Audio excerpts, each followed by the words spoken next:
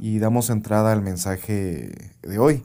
Y es que hoy estamos continuando con la serie de cuarentena que hemos llamado Dios, Hombre y el Coronavirus. Es posible que este sea el último mensaje de esta serie, a menos que lo consideremos por las circunstancias cambiantes que pueda haber, pero creo que este puede ser el último mensaje. Para, ya viendo la situación de las circunstancias, podremos ir más adelante o volver, mejor dicho, algunos mensajes en específico. Hemos hablado ya varios mensajes y el primero de ellos fue cómo el coronavirus es una llamada para volvernos a Dios. En el segundo, hablamos que el coronavirus no es una señal del fin del tiempo, sino simples sucesos que van a estar aconteciendo a lo largo de la historia hasta que Jesús regrese. Y hoy veremos convicciones de un hombre de fe ante la crisis. Así que piensa en un momento, ¿cómo te imaginas a un hombre con convicciones firmes frente a crisis en la vida? ¿Cómo luce un hombre de fe pasando por duras crisis de vida? Algunos piensan que luciría despreocupado, sin temor, incluso muy confiado, o sabiendo que todo está bajo control. He escuchado más de una vez que los hombres de fe son firmes, fuertes, e incluso que tienen o que manifiestan sentimientos fríos hacia lo que están experimentando. Parecido a como cuando los padres dicen a los niños, los hombres no lloran. Pero sin duda, eso es una distorsión de lo que la palabra de Dios enseña. Qué bueno que pudiéramos ser así de fuertes, sin dudas, sin temores, que son despertados por la crisis. Pero la mayoría de nosotros no lo somos. Y ¿sabes qué? Ni los personajes de la Biblia. Así que en este mensaje quiero enseñarte cómo es que luce un hombre de convicciones frente a sus crisis y cómo desarrollar esas convicciones para tener un dominio en los momentos más críticos.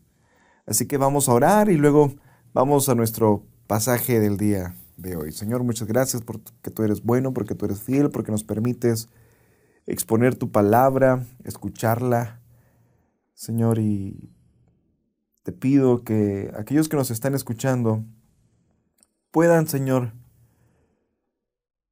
ser convencidos por tu palabra, ser llevados a ti, ser transformados. Llévalos a depender a ti. Ayúdanos a crecer en confianza.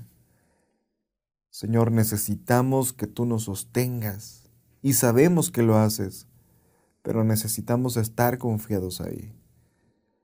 Así que tu Espíritu Santo obre en aquellos que escuchan, obren en aquellos que son de la congregación, pero también aquellos que no lo son, que quizá están escuchando el radio y dijeron, bueno, vamos a ver qué pasa.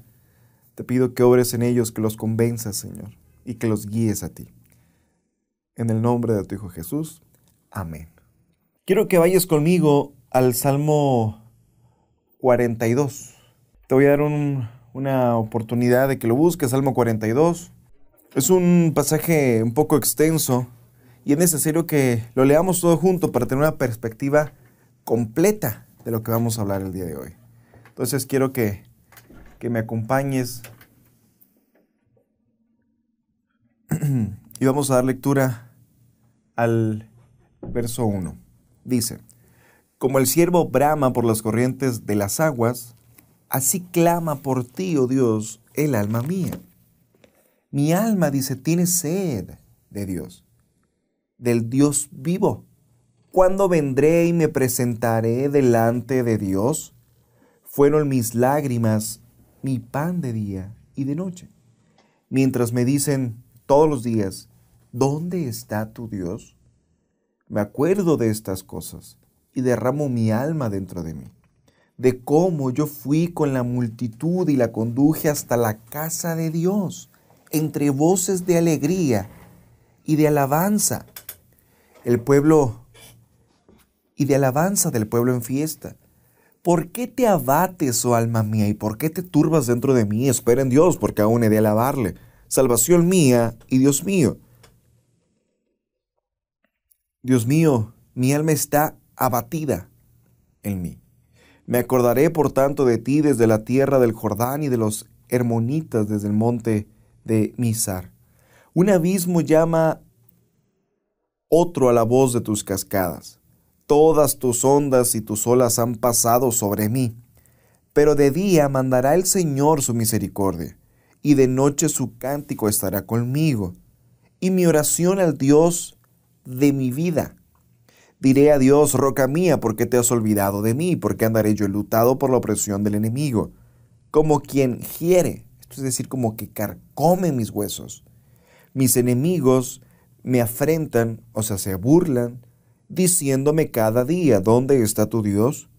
¿Por qué te abates, oh alma mía, y por qué te turbas dentro de mí? Espera en Dios, porque aún he de alabarle, salvación mía y Dios mío. En el encabezado de este salmo notamos que dice al músico principal, másquil de los hijos de Core. De hecho, es ahí donde comienza el salmo. ¿Sí? Y la razón es que los salmos del 42 al 49 fueron escritos por los hijos de Core, que eran un grupo de levitas a quienes el rey David les había encargado la música del templo. Ahora, vamos a abordar este pasaje en 4 encabezados que nos van a ayudar a entender cómo lucen las convicciones de un hombre, o cómo luce un hombre con convicciones ante la crisis, y cómo desarrollarlas. Antes de ir a nuestro primer encabezado, quiero definir lo que es una convicción. Dicho de manera sencilla, es adherirse a una idea fuertemente. Una definición un poco más compleja es la creencia fuerte y firme en algo o en alguien. La convicción tiene que ver así con la noción de creencias, de certeza y de aceptación hacia algo, alguien o algún fenómeno que puede estar a nuestro alcance o no.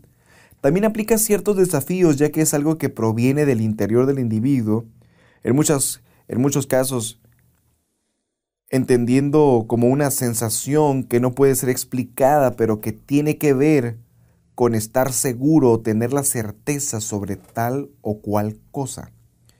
Obviamente esta convicción, cuando hablamos de la Biblia y hablamos al Señor, es una convicción que nosotros tenemos que tener de quién es el Señor, de cómo actúa y cómo nosotros podemos depender de Él en medio de las crisis. Entonces, pregúntate antes de comenzar, ¿tengo yo convicción en el Señor? ¿Es una convicción que es por fe? ¿Es una convicción que cree en lo que la Escritura plasma? ¿O es mera emoción? Entonces, quien tiene convicción está seguro de que lo que piensa es así, que transmite seguridad incluso cuando lo expresa. Un creyente debe poseer ciertas convicciones que lo saquen adelante en medio de esas crisis. No es difícil notar que en el pasaje que leímos el autor, el salmista, estaba experimentando cierta aflicción y crisis. Así que vamos a ver qué convicciones manifiesta él como un hombre de Dios en medio de esas crisis que estaba enfrentando. La primera convicción que muestra el salmista es en que Dios era un Dios vivo. Nota la maravillosa manera de cómo inicia el Salmo, verso 1. Como el ciervo brama por las corrientes de agua, así clama por ti, oh Dios, el alma mía. Tenemos aquí un ciervo, no ciervo de servicio, sino de animal. Ese que vemos en las películas, creo que la mayoría identificamos a Bambi. Él era un ciervo pequeño. Imagínate un ciervo jadeante, necesitado de agua, que brama por las corrientes de agua. Para el ciervo, el agua es una necesidad primaria e indispensable. Y así dice el autor del Salmo que clama por Dios su alma. Tal cual es la necesidad del animal de tomar agua, es la necesidad que tiene el alma del hombre, que tenía el alma del salmista, y la que debe tener nuestra alma, de Dios. Mientras el agua es la fuente de vida física, Dios es la fuente de la vida espiritual. Es necesario que nos sumerjamos entonces y bebamos de esa agua. Y simple referencia al agua y la necesidad, Jesús dijo que Él era el agua de vida que salta o que brota para vida eterna. El salmista tiene sed de ese Dios vivo. Esta expresión es asombrosa, ya que concibe a Dios como vivo, no como un ateo reconocido dijo que Dios había muerto. No, Dios es un Dios eternamente vivo, el siempre presente, el que siempre es. Esta expresión es asombrosa, ya que concibe a Dios, insisto, como vivo, no muerto como el Dios de los paganos. Este Dios tiene personalidad, intelecto, afectividad, y sabe el autor que presentarse ante ese Dios hará la diferencia. El verso 3 dice que el autor lloraba día y noche tras las burlas de sus enemigos que le cuestionaban ¿dónde está tu Dios? Hay diversas posturas de qué estaba sucediendo aquí y quiénes eran los enemigos, así que no abundaré en ello. Pero sí es que la aflicción, la crisis que enfrentaba este hombre era severa. ¿Alguna vez has pasado por una crisis y te han cuestionado, oye, tú que eres creyente, ¿dónde está tu Dios? No que todo estaba bien o que Dios tenía el control de todo. Mírate, estás enfermo. Estás pasando por una crisis. Mucha gente pregunta, bueno, si Dios es un Dios de amor, ¿por qué estás atravesando esto? Esta era la crisis de este hombre. Había desesperación, llanto, presión externa y seguramente también impotencia. Porque si hubiera podido hacer algo, lo hubiera hecho. Este hombre no podía hacer nada por sí mismo. Aquella opresión que experimentaba el salmista seguramente la hemos experimentado nosotros. No digo que en medio de esta pandemia, sino en otra ocasión. Y es que parece, tengo que ser sincero, que muchos nos la estamos pasando bien en la pandemia. Quizá unos dicen, no estamos gastando como antes, otros dicen, bueno, me están pagando sin trabajar, estoy descansando, otros me la paso en casa, pero ¿qué sucede? Yo recuerdo y hablaba con una persona que es familiar de otra que está diagnosticada como positivo en COVID y decía, cuando nos dijeron parece que todo cambió. La alegría que teníamos se puso en desespero, decían, ya no sabemos qué es lo que va a suceder. Veíamos el Día del Niño todos afuera y no sé cuál es tu postura acerca de eso, pero generalmente cuando eso nos toca o cuando cualquier crisis nos toca, nos enfrentamos con una desesperación. El salmista estaba resuelto, pero su convicción no era buscar ejércitos y pelear contra esos enemigos. No era ir a buscar su propia muerte para dejar de sufrir, sino que estaba convencido de que su mayor necesidad era Dios. Así que, amigo, hermano, que estás en medio de tus aflicciones o cuando pasas por ellas, ¿qué haces cuando atraviesas esas crisis de la vida?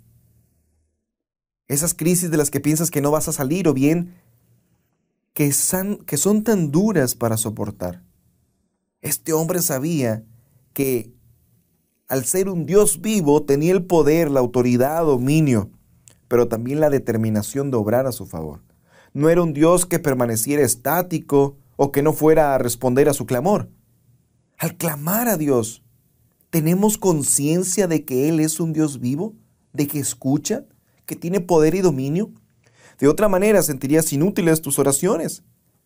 Sentirás que hablas con la pared o aún peor, no sentirás la necesidad de hablar con Él. De hecho, la convicción de muchos, aunque no la verbalicen, es no creo que Dios me escuche, no tengo la necesidad de Él, creo que es inútil orar. Insisto, aunque no lo digan, sus hechos, su manera de actuar, lo grita. El salmista deseaba a Dios. Primeramente no deseaba una liberación, deseaba al mismo Dios. Sabía que Él era su mayor necesidad, porque conocía a ese Dios. ¿Cuál crees que es tu mayor necesidad en medio de la crisis? ¿Algo material, económico, auxilio para ser librado? ¿O Dios? Dios es un Dios vivo que escucha y quiere glorificarse mostrando su profundo amor por ti. Cuando pienso en esto, recuerdo la mayoría de las manifestaciones de amor de Dios. Él es un Dios vivo.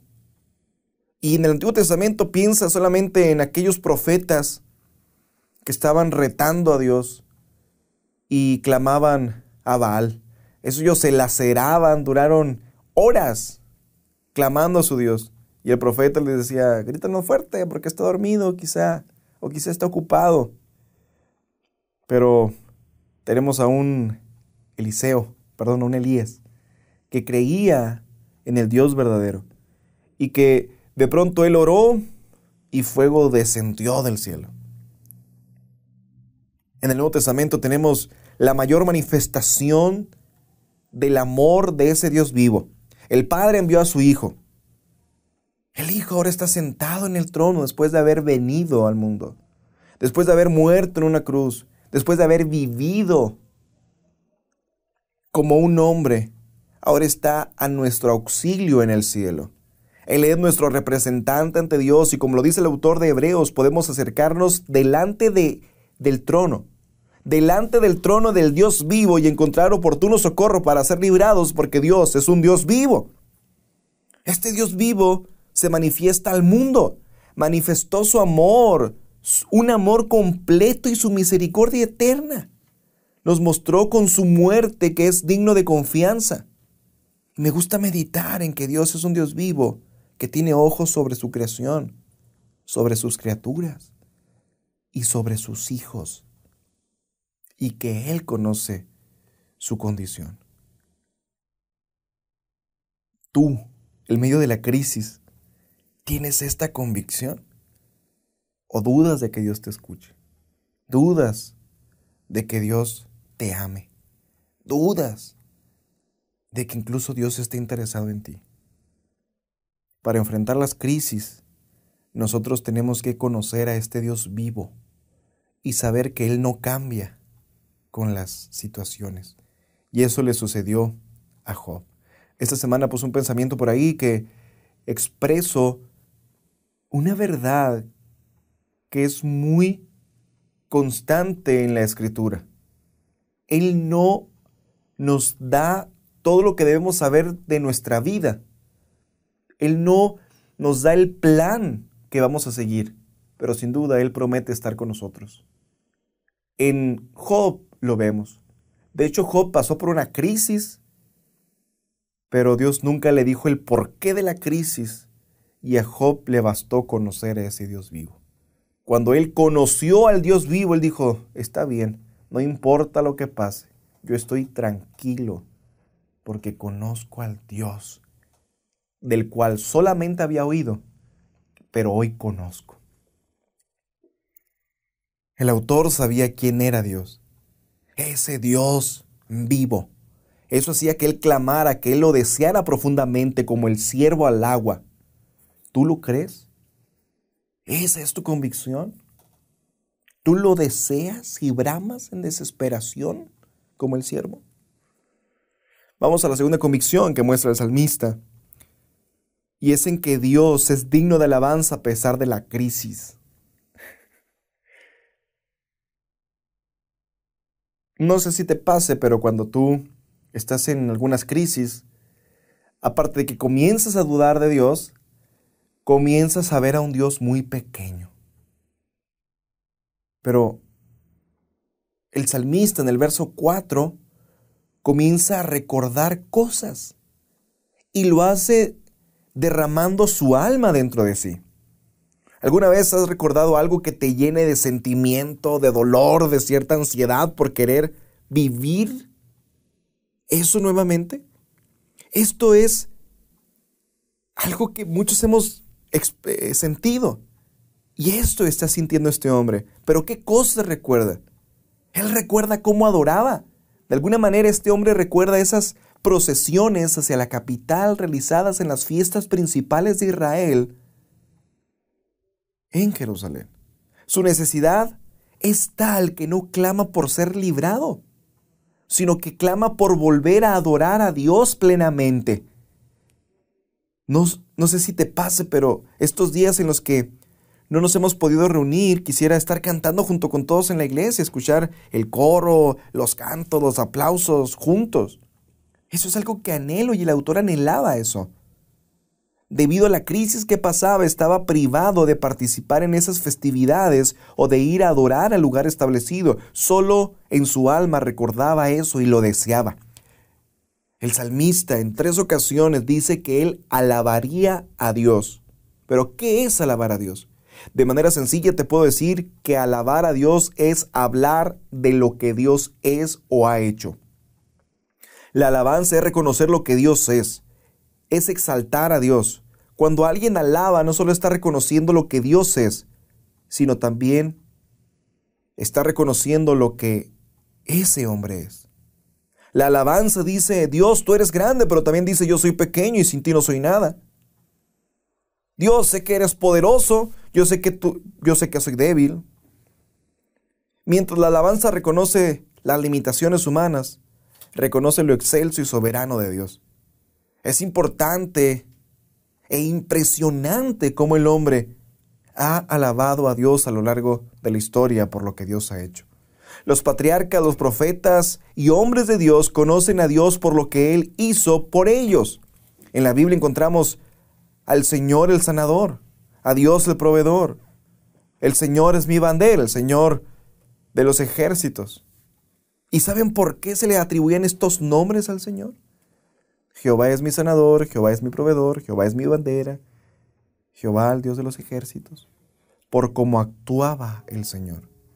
Ellos cuando alababan a Dios, reconocían lo que Dios había hecho por ellos en diversas situaciones. Y adoraban y reconocían lo que Dios hacía. Y lo traían a su mente, y era motivo de alabar porque reconocían lo que Dios era. Alabar en medio de las crisis nos hace centrarnos en quién es Dios. Alabar a Dios te hace saber en quién confías y quién eres tú.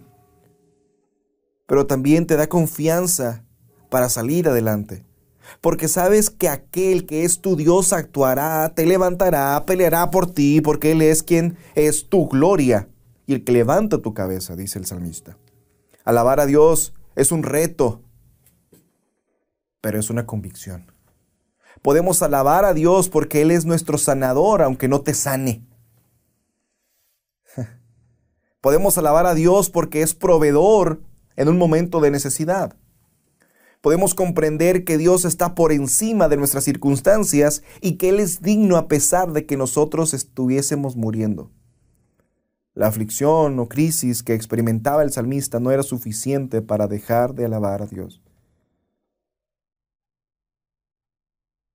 Él seguía convencido de que Dios seguía siendo poderoso, santo, justo, amoroso, a pesar de su crisis. Recuerdo a ese hombre que estaba en la cruz, al lado de Jesús, que estaba diciendo, acuérdate de mí cuando vengas en tu reino. Ese hombre en plena crisis, en pleno sufrimiento, sin hacer nada, estaba viendo en Jesús a uno poderoso para salvar, aunque fuera a morir. Esa es una fe. Esa es la fe que debemos tener.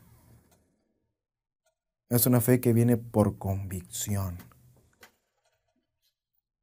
Una fe que es despertada por la palabra del Señor y ver cómo Él ha hecho.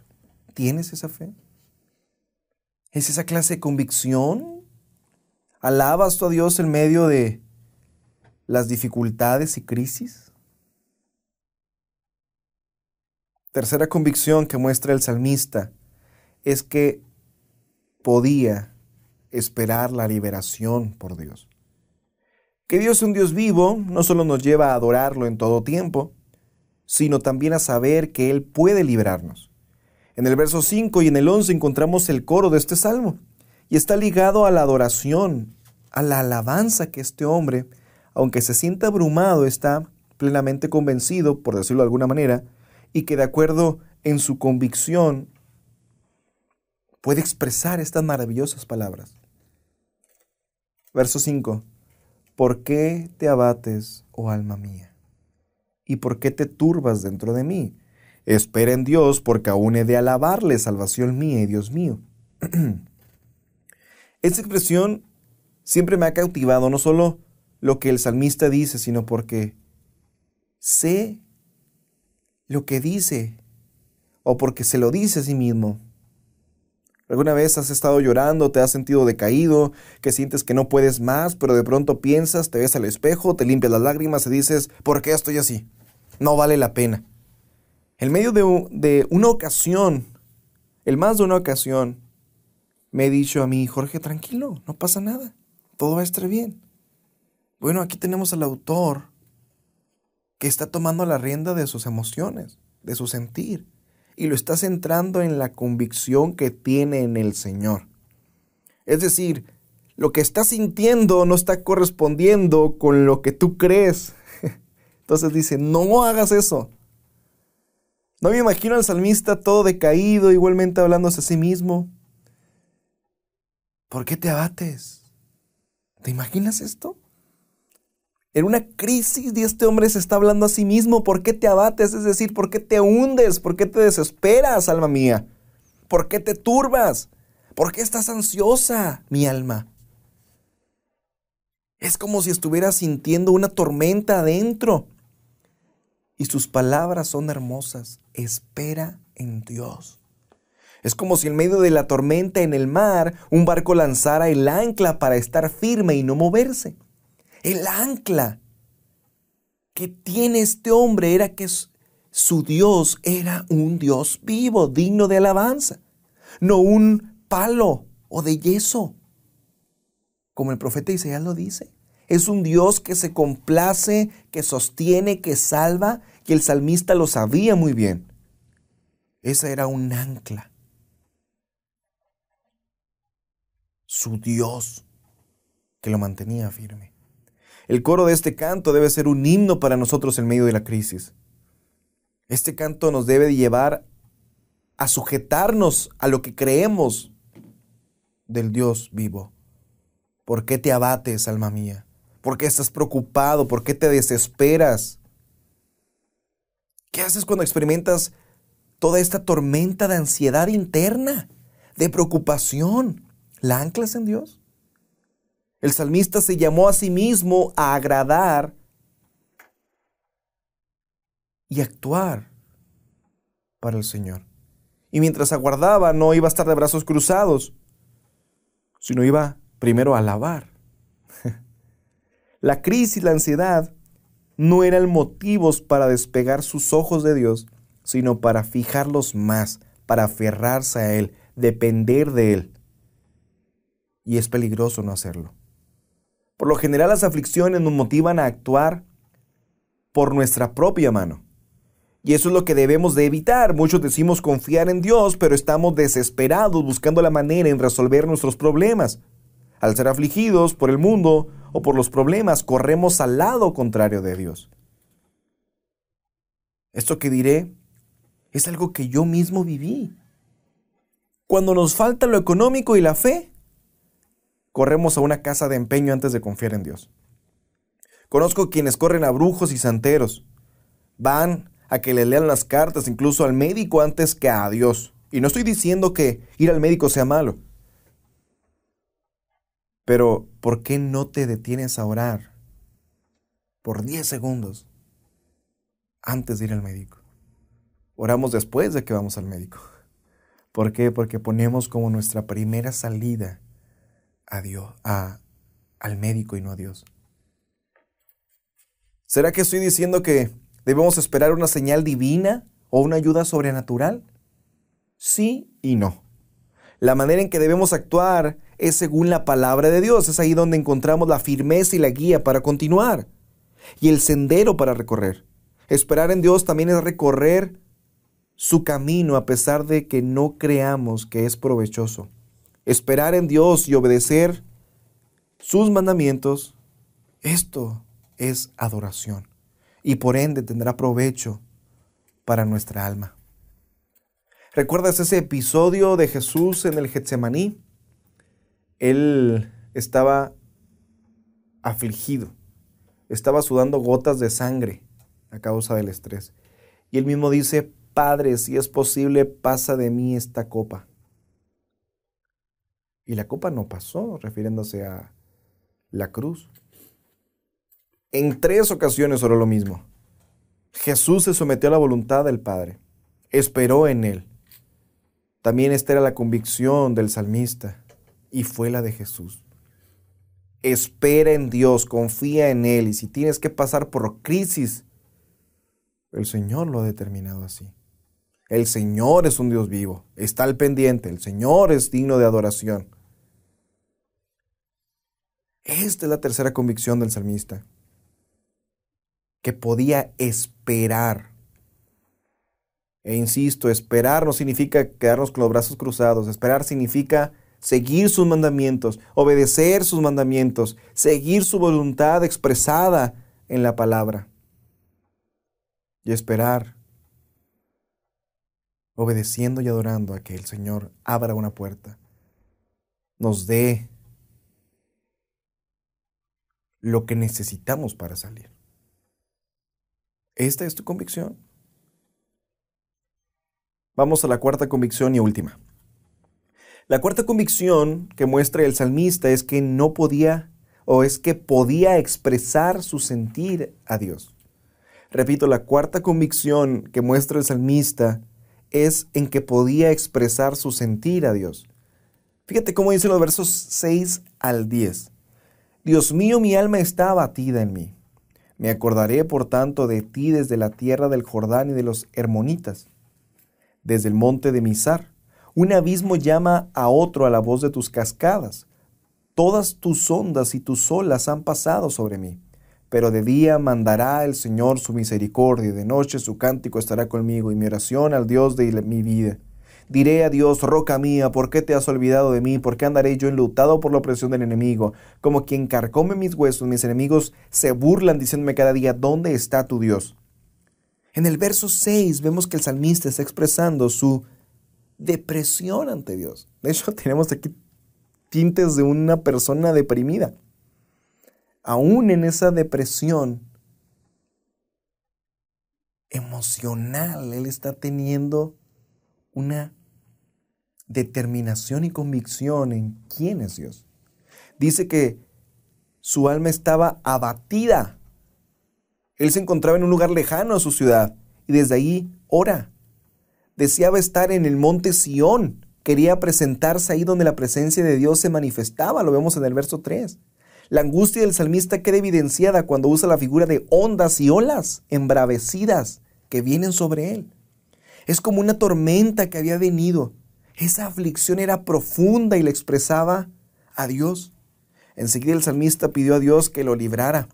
Recobró su confianza en el Señor, la confianza de que su misericordia y su cántico estarían con él continuamente, de día y de noche. Así que su oración es referida a su alabanza nuevamente. En medio de la crisis, él sigue aferrándose a su Dios, pero expresando las dudas que surgen en él. El verso 9 dice, diré a Dios, y la gramática es interesante, 2 puntos, roca mía. Aquí en este versículo no está poniendo en duda el salmista que Dios sea su roca, sino que a ese que es su roca le va a decir o se va a quejar delante de él. Por eso dice el verso 9, diré a Dios, 2 puntos, roca mía, y luego abre la pregunta. El salmista estaba reconociendo a Dios como su roca y luego le hace una pregunta, que ahorita vamos a ver detenidamente. En la Biblia nos topamos muy a menudo este adjetivo que se le asigna a Dios. Por ejemplo, el salmista habla de Dios como su roca. El Salmo 89 habla de la roca de Dios como la roca de salvación. El Salmo 71 habla de Dios como la roca de refugio. El Salmo 61 habla de la roca que es más alta que yo, dice el salmista. ¿Por qué nombraban así a Dios? Bueno, a veces elegían formaciones rocosas elevadas como una ubicación de ciudades o fortalezas. Las rocas a menudo proporcionaban refugio. Nuestro Señor Jesús comparó incluso a un hombre que obedece sus instrucciones como a uno que construye su casa sobre un fundamento sólido de roca. Pero uno de los textos que más me fascina respecto a esto es el Salmo 18, 1 y 2. Te amo, oh Señor, fortaleza mía. Dios, roca mía y castillo mío y mi libertador. Dios mío, fortaleza mía, en Él confiaré, mi escudo y la fuerza de mi salvación, mi alto refugio. Cuando leemos la palabra fortaleza, a veces sí se refiere a fortaleza de fuerza, pero en otras ocasiones se refiere a fortaleza, a esa pared, esa muralla que rodeaba a los pueblos. Por lo tanto, el Señor es quien nos rodea, nos protege. Por lo tanto, cuando el salmista estaba llamando de esta manera a Dios, estaba reconociéndolo como su sustento, fortaleza, su refugio y su confianza. Es por eso que nosotros, en medio de nuestras aflicciones, debemos poner a Dios como nuestra roca, sustento, provisión y seguridad. En medio de la crisis, el Señor está para nosotros. Él dice: Señor, sé quién eres tú, pero mira lo que estoy sintiendo. ¿Qué es lo que sentía? Se sentía olvidado por Dios. Estaba afligido a causa de sus enemigos, lo oprimían, se burlaban de él y le decían: a ver, ¿dónde está tu Dios? No sé si les haya pasado, pero en ocasiones, o la mayoría del tiempo, teníamos miedo a externarle a Dios lo que sentimos, lo que de verdad sentimos. Y este hombre conocía a su Dios. Sabía que Él no se molestaría por externar lo que había dentro, ahí, escondido en Él. Eso es parte de la integridad, ir y derramar nuestro corazón a Dios. Así que, hermano, amigo, ¿haces esto delante de Dios? Puedes ir a derramar tu corazón a Dios, decir lo que hay ahí tal cual es. Dios no se va a asustar, al contrario, Él va a complacerse de cada uno de nosotros, siendo claros y sinceros con Él. Él aún lo conoce. Pero nuevamente tenemos al salmista volver en sí. Después de todo eso, vuelve a llamarse a sí mismo: ¿por qué te abates, alma mía, y por qué te turbas dentro de mí? Espera en Dios, porque aún he de alabarle. Aún sintiéndose olvidado por Dios, él sabía: Dios está vivo, Dios es mi roca, yo le voy a alabar. Él dice: salvación mía y Dios mío. La razón por la que el salmista espera es que el Señor es su salvación. Cuando hablo de la salvación, siempre me gusta meditar un poco en ella y sobre todo lo que entendemos. El salmista veía a un Dios que podía salvarle de las situaciones inmediatas. La salvación es librar de un peligro o de un daño, vencer un obstáculo pasando por encima de él o saliendo ileso. En la Biblia la palabra salvación lleva una implicación de liberación, de seguridad, de preservación, de sanidad, incluso ser completos. Aunque estaba en peligro, él sabía que podía salir, ya que confiaba en su Dios. Jesús en la cruz nos libró de la más terrible condenación. Dije que la salvación es ser librados de un peligro que nos acecha. ¿Y sabes cuál era el mayor peligro que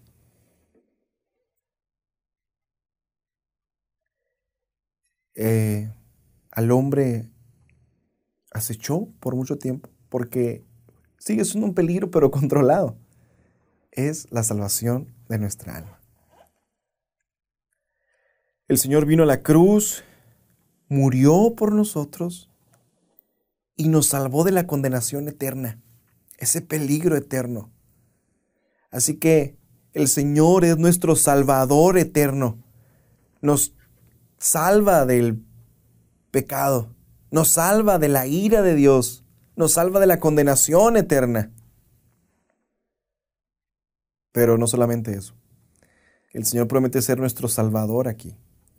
Me gusta mucho como lo dice Romanos cuando dice que si el Señor entregó lo más preciado que tenía, que era su Hijo, dice: ¿no nos dará junto con Él todas las cosas?